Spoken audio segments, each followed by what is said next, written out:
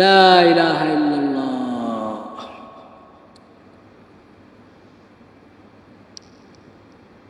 যাই হোক, এটা বলার আজকে আমার ইচ্ছা ছিল না, বসংক্রমে কথাটা এসেছে। এটা লম্বা দাবি রাখে। এখন আমি এটা বুঝতে পারছি কারো কারো মনে, যারা ওরকম চিন্তা পোষণ করেন, হ্যাঁ, তাদের মনে মনে বিভিন্ন প্রশ্ন আছে। তো ওই সব প্রশ্ন, কোনটা যৌক্তিক প্রশ্ন, কোনটা অযৌক্তিক প্রশ্ন, কোন প্রশ্নের কি উত্তর, ওগুলো আল্লাহর রহমতে ক্লিয়ার করা আছে।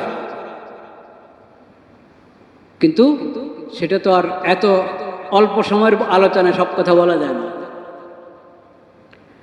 আর দুটা কথা বলবো আমি। একটা হলো কোরবানির জন্য পশু সংগ্রহ করা, হয়তো এখন থেকে আমরা শুরু করেছি, করতে যাচ্ছি। এখানে কয়েকটা বিষয় মনে রাখতে হবে। একটা তো নবী করিম সাল্লাল্লাহু আলাইহি সাল্লাম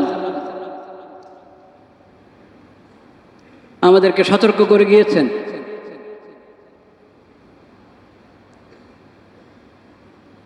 আলী রাদিয়াল্লাহু তাআলা আনহু বলেন, আমারনা রাসূলুল্লাহ সাল্লাল্লাহু আলাইহি ওয়াসাল্লাম আন নাস্তাশরিফাল আইনা ওয়াল উযুনা।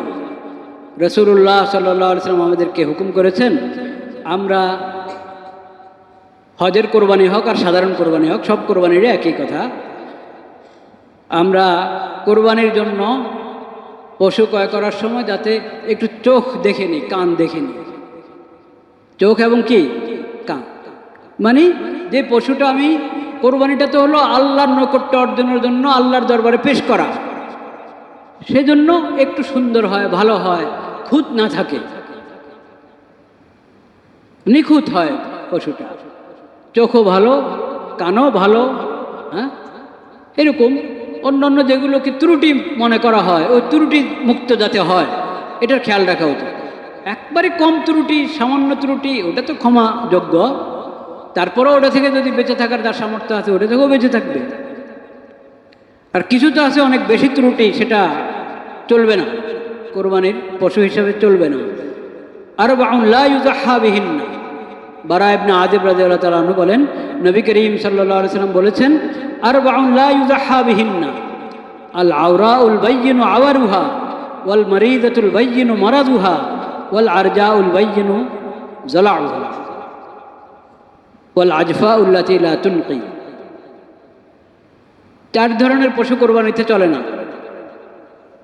একবারই খুব বেশি কি বলবো, দৃষ্টিশক্তি অনেক দুর্বল, দৃষ্টিশক্তি অনেক দুর্বল এমন পশু, এবং একবারে রোগা, চলতে পারে না, চলতে কষ্ট হয়, এত বেশি দুর্বল যদি হয়, রোগা যদি হয়, সেই পশুও চলে না।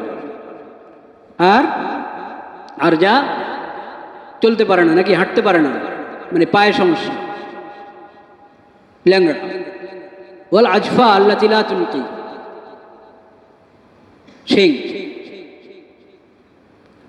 একবারই শিং যদি গোড়া থেকে উঠে যায়।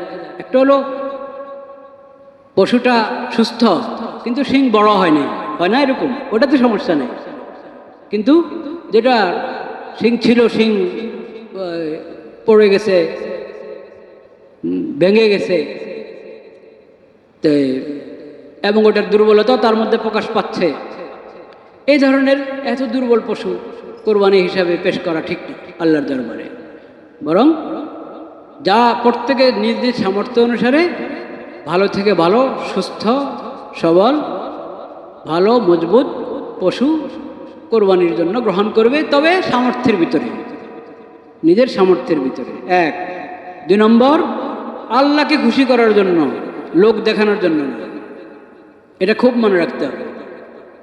অনেক দামি গরু কিনলাম, কিন্তু কিনেছি কি জন্য? যে দেখো, সবচেয়ে এবারের বাজারের সেরা গরুটা, হ্যাঁ, সেরা উঁটটা কে খরিদ করলো? অমুকে খরিদ করলো। এটা অন্যায়। আল্লাহ রাব্বুল আলামিন ইখলাসবিহীন ইবাদত কবুল করেন না। লান ইয়ানালাল্লাহা লুহুমুহা ওয়ালা দিমাউহা ওয়ালাকিন ইয়ানালুহুত তাকওয়া মিনকুম।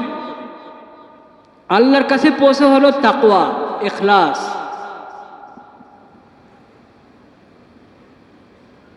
লোক দেখানো, মানুষকে দেখানো, মানুষ যাতে মানুষের দৃষ্টি আকর্ষণ হয়, তাকিয়ে থাকে সবাই, না। এই ধরনের নিয়ত যদি থাকে এটা ইখলাস পরিপন্থী, এটা রিয়া হয়ে গেল, লৌকিকতা হয়ে গেল, লোক দেখানো হয়ে গেল, ইখলাস হলো না। ইখলাসবিহীন ইবাদত আল্লাহর কাছে কবুল হয় না। আল্লাহ যত ইবাদতের নির্দেশ করেছেন বান্দাদেরকে, সব ইবাদতের মধ্যে আল্লাহ শর্ত লাগিয়েছেন ইখলাস। ইন্নামাল আমালু বিন্নিয়াত। তোমার আমলের মূল্যায়ন হবে আল্লাহর কাছে তোমার নিয়ত কত খাঁটি, নিয়ত কত মজবুত, কোনটা কত লিল্লাহ, আল্লাহর জন্য, একমাত্র আল্লাহর জন্য, একমাত্র আল্লাহকে রাজি করার জন্য, আল্লাহকে খুশি করার জন্য, সেটা আল্লাহর কাছে গ্রহণযোগ্য হবে। অনেক এত মনগ্রস্ত হয়েছে, হ্যাঁ, তারপরে অনেক এটাকে সাজগোজ করে চারদিকে ঘুরালাম, দেখালাম, নাউজুবিল্লাহ। এগুলো কিচ্ছু কাজে আসবে না আল্লাহর কাছে। আল্লাহ এগুলো এভাবে গ্রহণ করেন না। রক্ত লাগিয়ে দেওয়া হলো পশুর গায়ে, আল্লাহর কাছে এগুলো পৌঁছে না। এক এক এলাকায় প্রদর্শনীর জন্য এক এক নিয়ম থাকে, প্রদর্শনীর জন্য, দেখানোর জন্য এক এক এলাকায় এক এক নিয়ম থাকে। সব নিয়ম, যত নিয়ম ইখলাস পরিপন্থী, যত নিয়ম সুন্নত পরিপন্থী, সব ত্যাগ করতে হবে আমাদেরকে, সব ছাড়তে হবে।